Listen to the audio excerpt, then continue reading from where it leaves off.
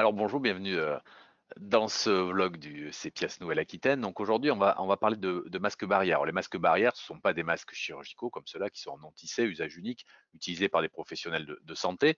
Non, ce sont des masques de type textile, donc réutilisables, mais dont la conception et l'efficacité vont essayer de se rapprocher des masques chirurgicaux. Donc sur un plan général, ces masques de population, il faut savoir qu'ils n'ont pas d'indication totalement consensuelle. Ce sur quoi, au niveau international, on est d'accord, c'est l'idée que, un, quelqu'un de malade doit les porter pour éviter de disséminer le virus dans l'environnement. C'est ce qui s'est passé en début de l'épisode Covid-19. Aussi, quelqu'un de fragile peut se protéger ou apporter une protection complémentaire grâce à ça. Mais ces deux types de personnes doivent être maintenant confinées, rester chez elles très majoritairement de préférence. Alors après, il reste aussi l'indication de quelqu'un qui vient aider au domicile d'une personne fragile et qui doit la protéger si par hasard elle était porteuse à ce moment-là du virus. Donc, sans avoir de symptômes évidemment identifiés clairement par elle.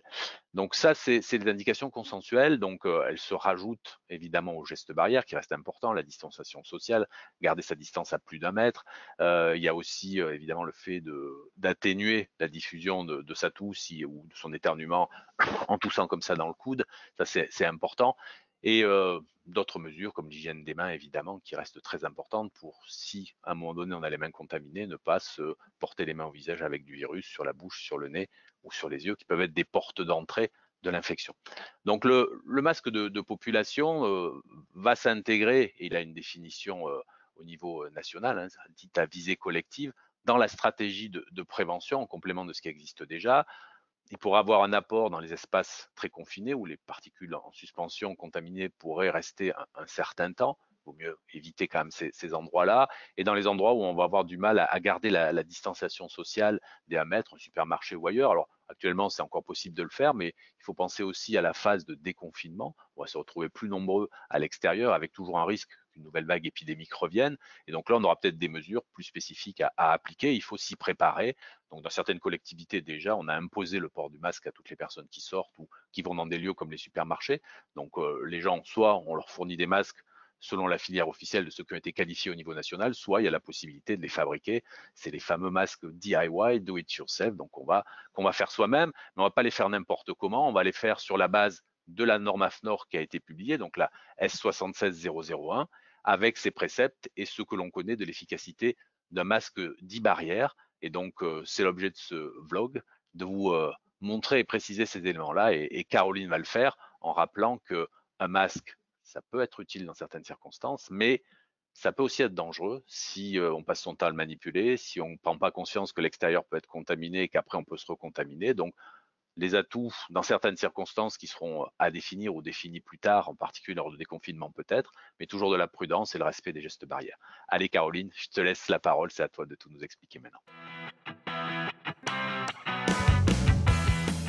Bonjour à tous. Alors une petite vidéo pour parler du masque en tissu do it yourself dont on parle beaucoup en cette période Covid-19. Alors il faut savoir que le masque do it yourself a été positionné dans la catégorie des masques barrières. Il y a 3 catégories. La catégorie 1, la catégorie 2, mais là qui seront plus pour les industriels puisqu'ils vont passer des tests pour prouver leur performance. Et puis il y a la catégorie du masque do it yourself qui peut répondre à des besoins occasionnels pour nous. Donc je vais vous présenter ce type de masque. Je ne suis pas couturière, non, désolée, je vais sans doute casser les codes de la couture et je vous prie de m'excuser toutes les couturières. Je ne suis pas vidéaste non plus, donc à ce propos, tout ce qui est montage, son, jeu d'acteur, ce sera pas non plus du professionnel. Je vous propose de passer à la présentation du masque.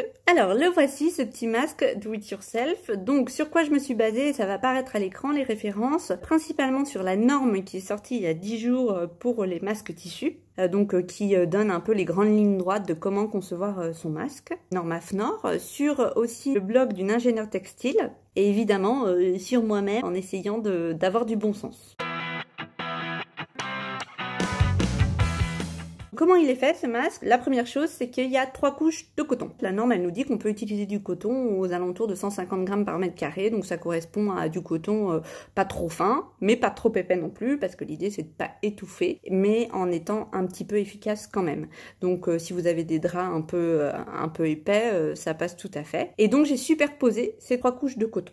La norme, c'est une chose, mais on peut aller un peu au-delà. Et quand j'ai fait des petits tests avec de l'eau pour voir si j'étais quand même un petit peu efficace avec ce masque, c'est vrai qu'au-delà de 2-3 gouttes d'eau, ça transperçait quand même toutes les couches. Donc j'ai pris l'astuce de l'ingénieur textile et qui me parlait d'un élément magique, mystère, de ce type de lingette dépoussiérante. Et c'est vrai que quand on fait les tests avec l'eau, on voit que les gouttes d'eau restent sur la lingette, et quand on le met dans le masque, oui, puisque du coup je l'insère dans le masque pour en faire une 4e couche, mes tests sont beaucoup mieux. Donc je l'insère, voilà, dans mon masque, et je me retrouve avec un masque qui a donc 3 couches coton plus une couche lingette. Ça, c'est pour la constitution, les composants. Après, en termes de configuration, la norme, elle nous dit qu'il ne faut pas de couture verticale parce que c'est un point de faiblesse du masque et que du coup, ça va limiter son efficacité.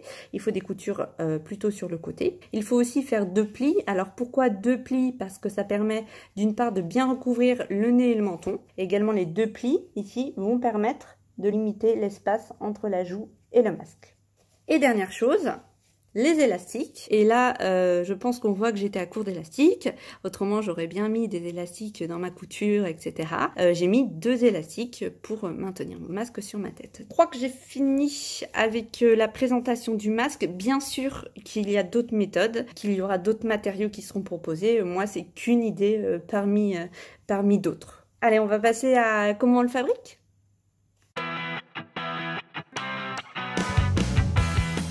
Tout le matériel dont vous avez besoin est disposé ici.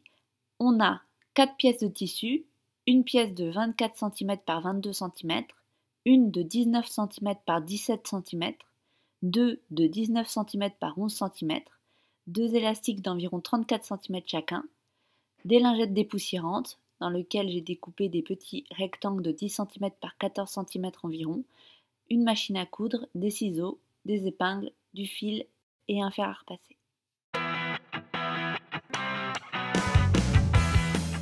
Je me retrouve avec mes 4 pièces de tissu. On va commencer par les 2 petites pièces qui sont en beige sur l'écran. L'idée sur chacune de ces petites pièces, c'est de faire un petit tourlet.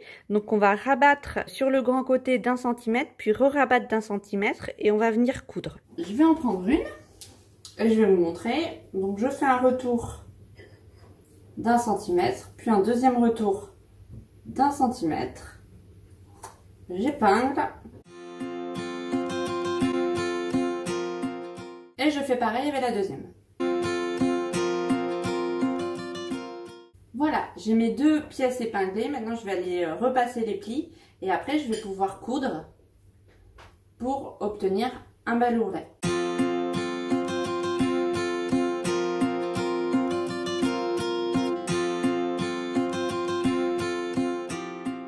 Une fois qu'on a fait nos ourlets sur nos petites bandes de tissu, on va pouvoir passer à l'assemblage.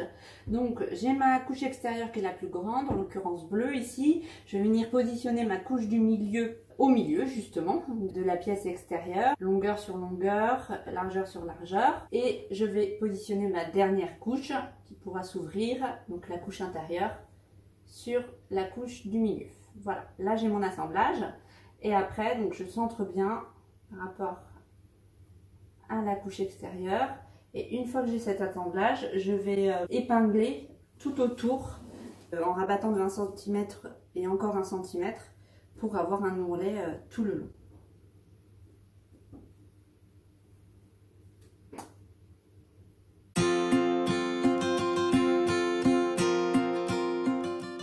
Voilà, et vous obtenez un rectangle que je vais aller repasser avant de coudre tout le long pour faire mon ourlet.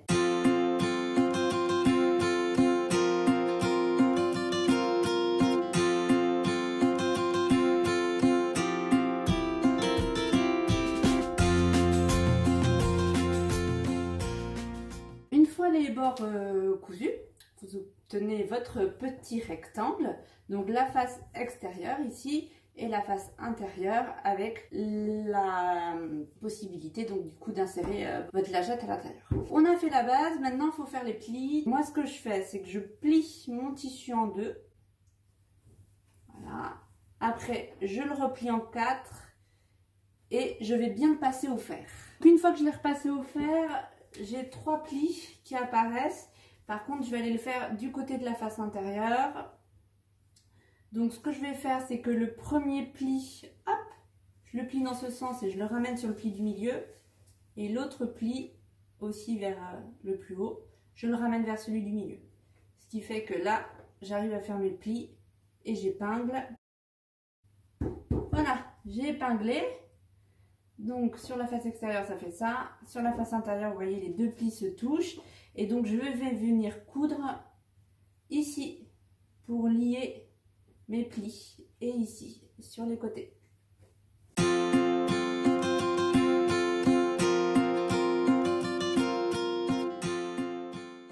Et voilà, donc du coup j'ai un masque avec mes 2 plis, mes 3 couches. Il ne manque plus que les élastiques. Ils sont ici. Je vais venir coudre sur un point de ce côté, coudre sur un autre point et pareil pour celui du bas. Et mon masque sera terminé.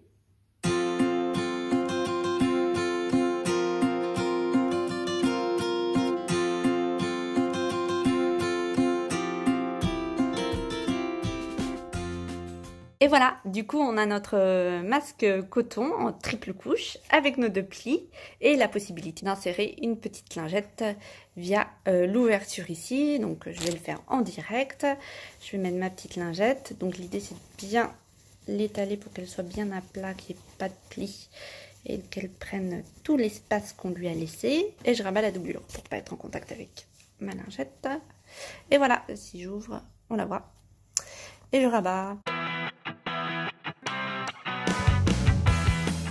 Cette lingette, dès que les masques ont été utilisés, on la jette et on la renouvelle à chaque fois.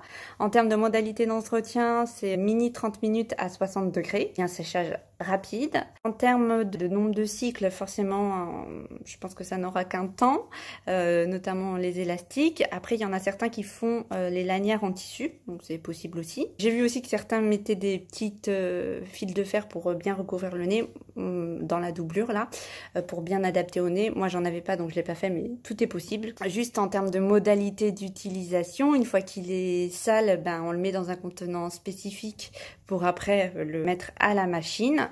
Et une fois qu'il est propre, du coup, on peut le réutiliser. L'idée, c'est de ne pas se le toucher pendant qu'on le porte, ne pas le manipuler, ne pas le porter autour du cou.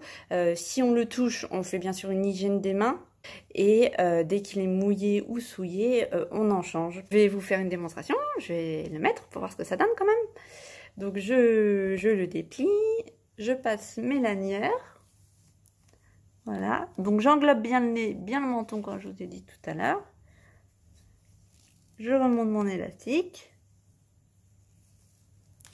Et voilà.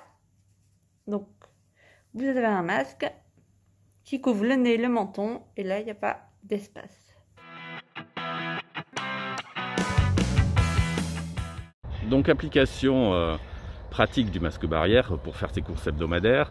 Donc dans un lieu qui va être par essence un peu confiné et aussi où le respect des distances barrières sera quasiment impossible à maintenir tout le temps. Donc si on a inventé ce concept de masque barrière à visée de protection collective, c'est avec l'idée qu'à ce stade de l'épidémie, chacun peut être porteur du virus sans le savoir parce qu'il y a beaucoup de formes atypiques de la maladie. Et donc si chacun le porte, on protège à la fois les autres, on se protège aussi puisqu'évidemment la barrière est active dans les deux sens. Donc ici on a un masque anatomique fait selon le modèle AFNOR et j'ai rajouté la lingette barrière pour être à la fois filtrant et hydrophobe. Donc on vous laisse réfléchir au concept et on vous donne rendez-vous bientôt pour préparer le déconfinement. Allez, protégez-vous bien et soyez prudents. J'espère que ça vous aura été utile. Au revoir.